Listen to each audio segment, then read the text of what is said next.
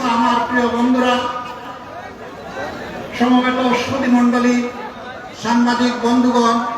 আমি আল্লাহ তাআলার শুকরিয়া আদায় করছি যে আল্লাহ রাব্বুল আলামিন উন্মুক্ত পরিবেশে দীর্ঘ 15.5 বছর আমরা যারা শ্বাসরুদ্ধকর অবস্থায় 18 কোটি মানুষ বাংলাদেশে মজবুত হয়ে বসবাস করছিলাম, বিগত আগস্ট মাসের 5 তারিখ মন ভরে আল্লাহ তাআলা আমাদেরকে শ্বাস নেওয়ার তৌফিক দান করেছেন।